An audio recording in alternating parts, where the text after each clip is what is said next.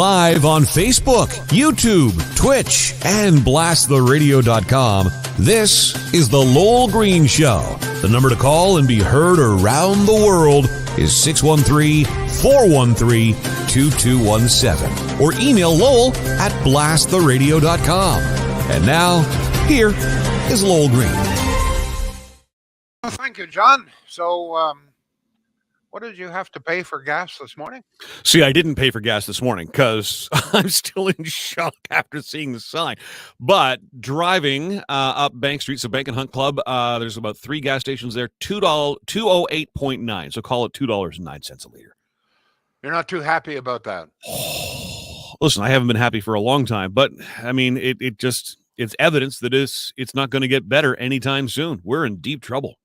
Yeah, I mean, how much more do you think? Excuse me. How much more do you think that we can afford to pay? I mean, the price of gasoline, diesel fuel reflects on virtually everything we buy. I mean, yeah. How far is Trudeau prepared to allow this to go?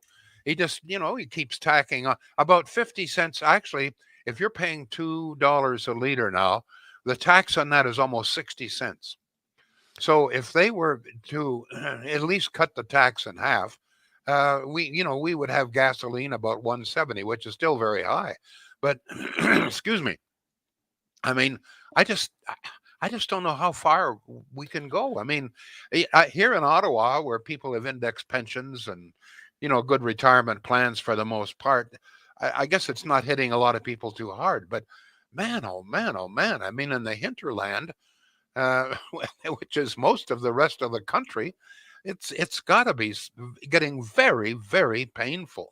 And you just wonder how much more are we expected to endure here? Well, I mean, we both know, everybody knows that, the more these gas prices climb, and now they're saying diesel is going to exceed the cost of regular gasoline on a per liter basis. I've never seen diesel more expensive than regular gasoline. Well, of course, every truck transporting every good across this country is running on diesel.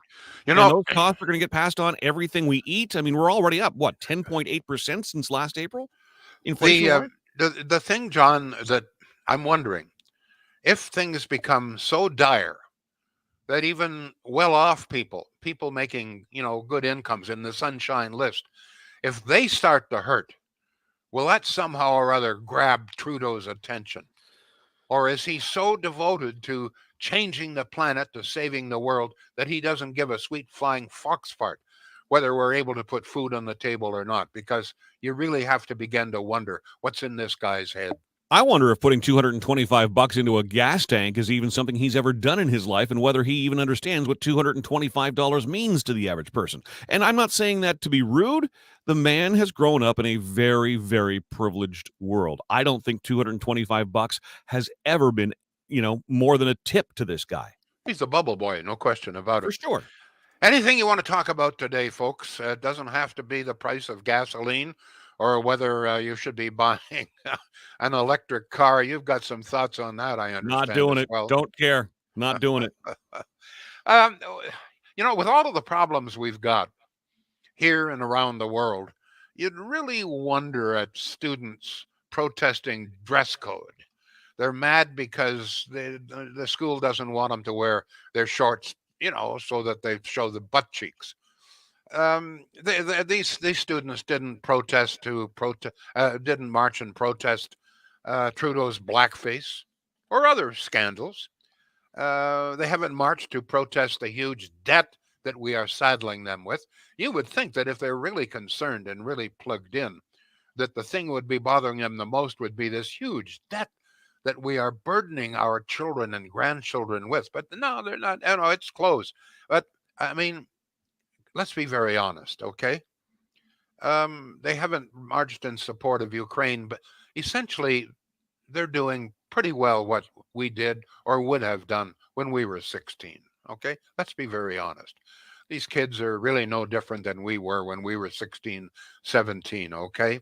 The difference this time that I find a little bit scary is that we have both Trudeau and Singh, the unholy alliance, suggesting that we lower the voting age to 16. How would this make you feel? 16-year-old kids who don't give a damn about huge debt or Ukraine or scandals of any kind, only care about how long the shorts they wear. How do you feel about them helping to elect a government? That's boy, oh boy, oh boy. I'm saying I'm not being critical.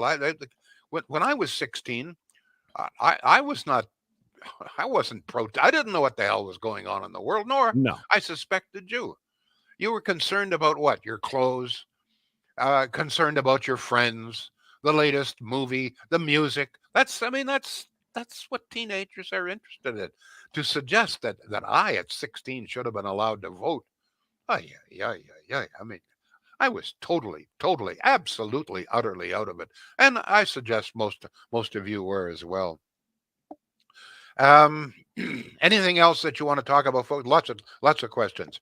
The It's called, folks, the law of unintended consequences. We've got plenty of it here in Ontario. Going to have green energy. Oh yeah, unintended consequences bankrupts just about everybody. But here is a major unintended consequence. Putin says he invaded Ukraine because Ukraine was about to enter NATO. So what's happened?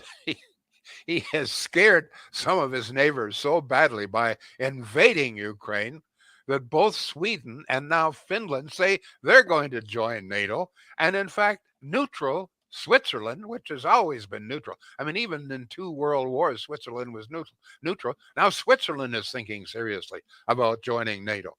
You know, if Putin has a brain in his head, he must be slapping himself up and say, "What the hell did I do here?" Oh boy, this on another thing here, another question. This this whole thing with the truckers convoy is getting weird. It's getting scary. There's so many unanswered questions. Now we find out that yes, the military was spying on us with that airplane that was circling around. That airplane was capable of taking photographs, up close photographs, and also, which I was very surprised, recording telephone and text messaging that were happening on the ground. So, in other words, we've got the military spying on Canadian citizens. That's bad enough, but when you stop and think about all of the vicious rumors, and many of them were started by Trudeau himself, who called the truckers what homophobic, racists, etc., etc. Let me see. Oh yeah, they were responsible for lighting a fire in an apartment building. A big lie. They were. A lot of them were Nazis, which was a big lie. A lot of them were white supremacists, which was a big lie. I could go on and on. Oh yeah, and they were going to overthrow the government. With what? There wasn't. Nobody found any arms. There was no violence of any kind. They erected a bouncy castle. They're going to overthrow the government with a bouncy castle. But this is the justification that Trudeau used in order to impose the Emergency Measures Act, which, among other things, allowed the police, the banks, to freeze the bank accounts of totally innocent, unaware people who may have just donated in all innocence to a perfectly legal protest, to freeze these bank accounts without a judge's order, without a warrant. That is very, very scary. And now, of course, there's got to be, if you impose the Emergency Measures Act, there's got to be an inquiry. So, what does Trudeau do? He appoints a judge who is about as staunch a liberal as you can have. Didn't the judge at one time run for the liberal? I mean, he's a staunch, dyed-in-the-wool liberal, and he's going to conduct a totally independent investigation. I mean, what was in that convoy that so upset Trudeau? Trudeau, in fact, went around the bend. The guy went nuts. Was it because a few of the trucks said F Trudeau? I mean, we all saw those signs. Was that so upsetting for him that he declares the Emergency Measures Act and spreads all sorts of false? It's crazy. Gas powered generators. That was the problem. Gas powered generators. I mean, the honking was annoying, but as soon as they got an injunction, stop the honking. And there was a bit of inconvenience, but I mean, democracy, you know what? Democracy is very messy. The opposite, if you're not allowed to demonstrate, if you're not allowed to honk horns, well, you can find that in North Korea. You can find that in Putin's Russia. I'm not sure if you're allowed to do it in Venezuela. You're liable to get shot. But what I'm saying here is that the government reaction here is way over the top, and it makes you wonder why. The military spying on its own citizens? Ay, ay, ay, ay, ay. Strange, strange reaction. Um, I have another question here. I'm full of questions today. Um, in your opinion, should we taxpayers have to pay another single cent to erect another single windmill or solar panel? Look, if people want to erect solar panels on their homes, that's their business. You pay for it. Except the only thing is, taxpayers have to subsidize that. But now we've got city council talking about having solar panels on roofs of some of the buildings, all of which we've got to pay for, et cetera, et cetera. I say enough is enough is enough.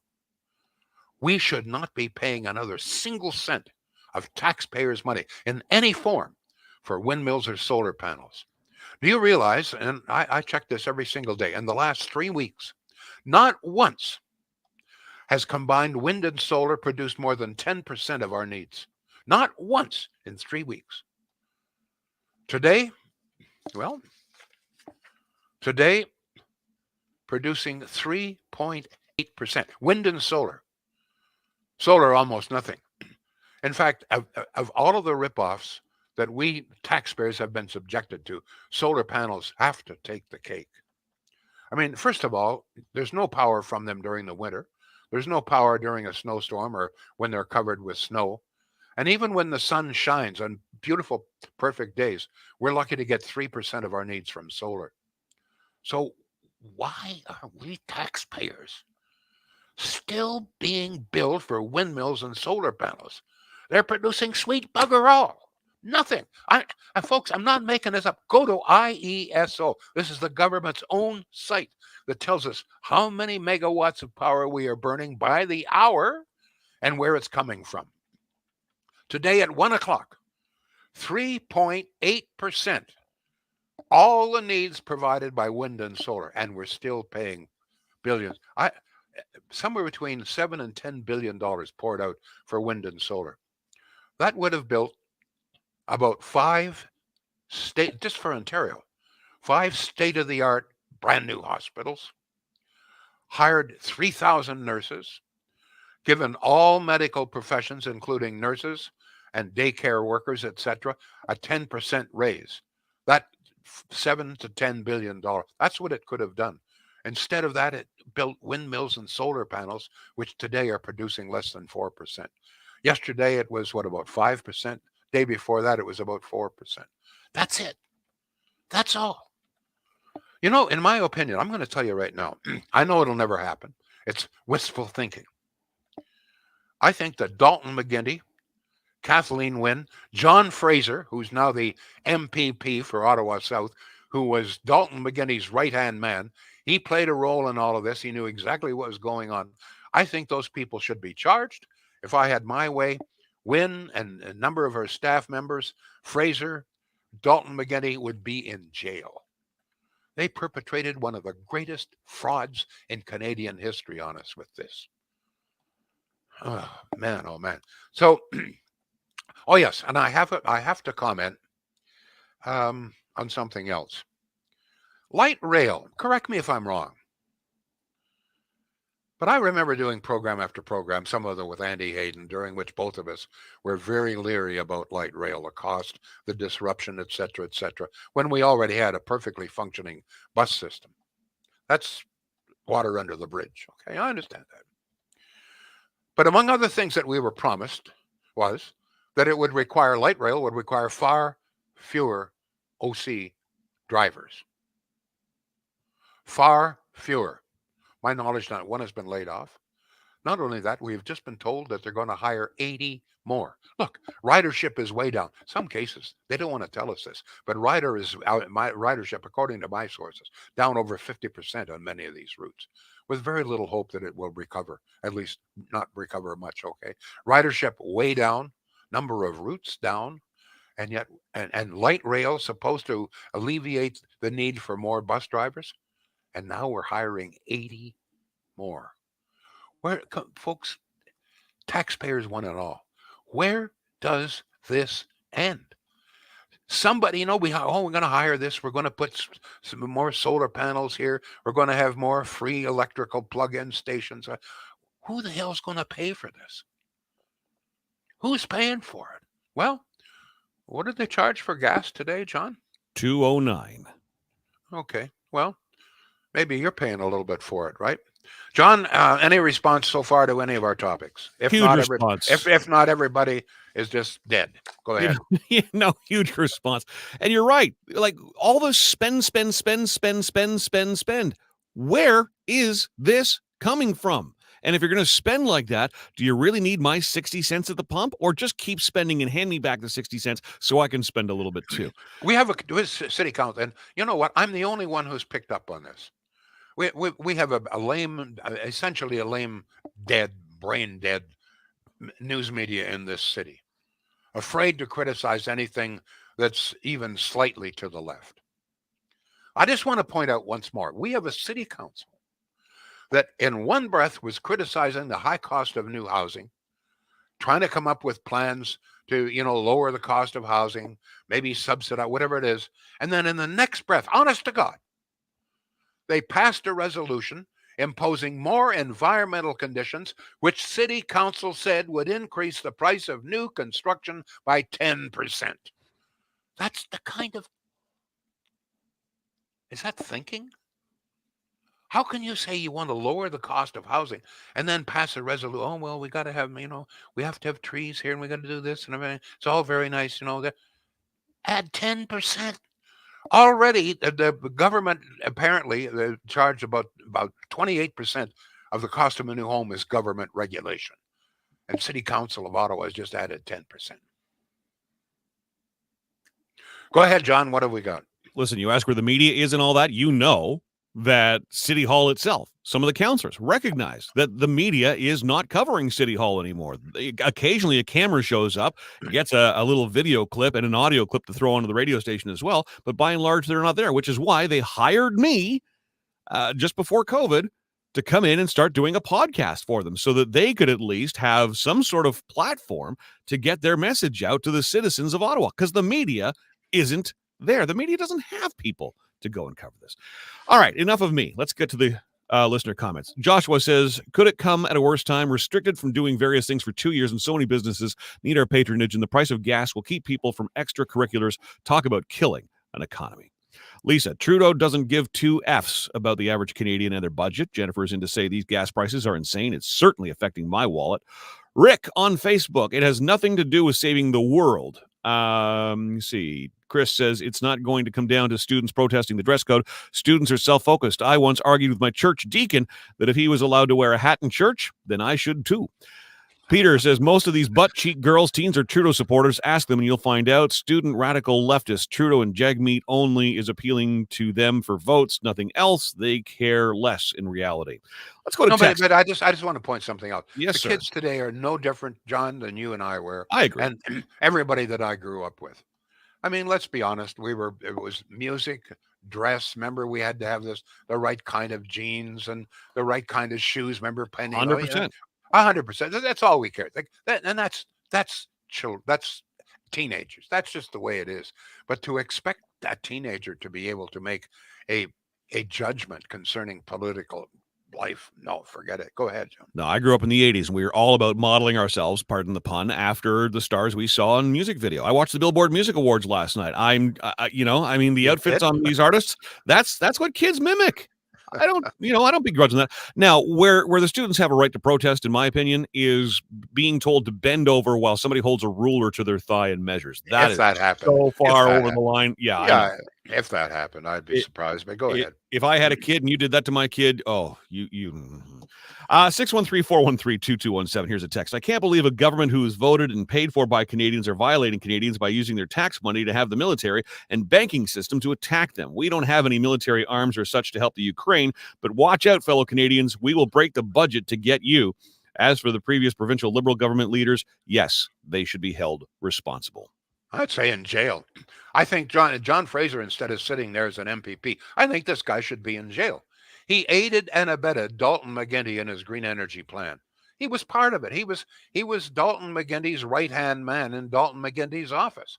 And now and as a reward, people in Ottawa South got to be brain dead and elect this guy. Not only that, but John Fraser fought very hard against pipelines, in particular Energy East. And we have rewarded him with a big fat job at Queen's Park. Beautiful. I mean, it's just enough to make you weep. Okay, but we've been through this. Who have the Conservatives put up against him? A 17-year-old. I don't know this time, but I mean, this is not the first election. Let's go to a couple of comments from YouTube. You know what? I'm going to tell you something. I would sooner elect a 17-year-old who knows bugger all than somebody who did what John Fraser did. John Fraser was part of a scam that has cost us billions and billions and billions of dollars. Go ahead, John. That's fair. That's fair. Boo Boo is on YouTube. Boo Boo says EVs don't pay gas taxes, which go towards highways, and they receive up to $5,000 for their purchase. Why should we subsidize those with electric vehicles?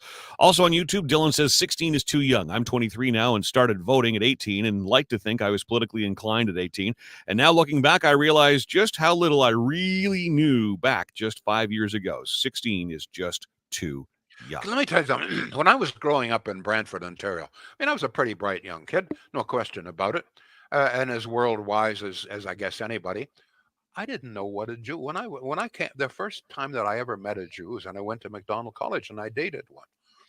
I had never been confronted with the black situation until I went to Detroit, and but anyway, so what I'm saying is that depending on where you grow up, your experiences as a young person are very, very limited. They're essentially your friends, radio, television, music. We already gone through this. Go ahead, John.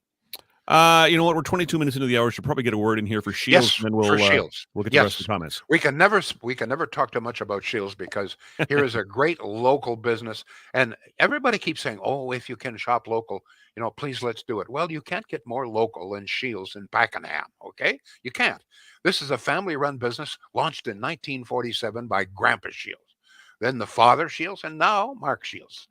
This is a family business that's done very well and is now expanding into the city in leaps and bounds, largely because of the support that many of you have provided down into the valley. Good prices, but most of all, I think good people, honest deals, very fair pricing, and the delivery. Almost 95% of everything you want in the way of appliances, it's there, and they can have it in your home installed in 2 or 3 days at the most. Shields. SCHEELS.ca. Go ahead, John. And thank you for spelling that out. People keep emailing me saying, I can't find Shears online. Shields. I keep spelling it for a reason. There's an L for Lowell in Shields. There you go. Now you'll never forget it. Joshua says, I saw on TV the other night the NDP running an ad saying they are different and it's time for change, and yet they prop up the Liberals' hypocrisy at its finest. Richard says Del DeLuca should also be in jail with him being part of the Wynn fiasco cluster F. Okay. Well, actually, that's a point. Del DeLuca, whatever the hell his name is, he was part of the Wynn administration. He was a senior cabinet minister in the Wynn administration and all the corruption that went on there and the diddling and so forth of the taxpayer. Yeah, he was part of it. No question about it. But with the taxpayer, you know what? Sometimes you have to wonder exactly what kind of representation do taxpayers want. I mean, we're prepared to vote in people whose record is just horrendous. Go ahead, please. Well, we talk about 16-year-olds not being politically aware. I mean, look at the average I guess voter, I guess regardless of age. I mean, let's go to text 613-413-2217. As long as the media is paid off, we will never see true democracy, says Barry. Let me see. The problem with Fraser's riding in a lot of Ottawa is they are brain-dead public servants who are told by their unions to vote Liberal. I believe it's part of the reason I have seen my first of signs in the East End and this West. Pardon me. My first of signs in the East and West this weekend. PC signs. There you go. By the way, it's very interesting. A number of unions, including apparently now the electricians union, is coming out in support of Doug Ford. This is something new. When unions are prepared to support a conservative government, whoa, what's going on here? Yeah, they're typically NDP, right? Yes. How could look? Can I ask my listeners this? How could anybody in good conscience vote NDP? After what they did when they were in power here, we all remember Ray Ayers. We remember what happened. Um, Closed. Anyway, go ahead, John. We're very Well, into. you and I remember, is somebody, 40 years and under going to remember that? Or do they look at the NDP, as I get comments from a lot of 30-somethings I know, that I'm just looking for an option that isn't the same old, same old? I mean, they're not, they don't remember that, Lowell. I guess not. David says LRT was going to cancel 400 operator jobs. Then OC asked 40 senior operators to retire early with a $10,000 each incentive to leave to save jobs. Not one layoff, and in fact, has kept hiring since. Yeah, then now they've they've announced that they're going to hire 80 more drivers. I don't know, something to do with lunch breaks, or I don't get it. The ridership is way down, revenue is way down. We got light rail, which was supposed to relieve us of a good many drivers, and they're hiring 80 more. I mean, is there anybody at City Hall who knows what the hell's going on? Don't answer that question, please. Go ahead, John. OC Transpo LRT is not going to recover until we get our public service back into the downtown core. It's as simple as that. Ain't going to happen. Right. And I don't know why anybody who's running for mayor isn't standing up saying, we need to slam the brakes on this project right now until we figure out where the dust settles in 10, 15 years. Very, very true. My family's a good example. My son now works from home and has no intentions of going back. My daughter works from home for Bell, no intentions of going back. Exactly. So there's two people who used to work in downtown Ottawa, went out for lunch in downtown Ottawa, in at least one case, used public transit. They're at home now. And this is representative of what is happening right across the city. But we're hiring 80 more drivers. Yep.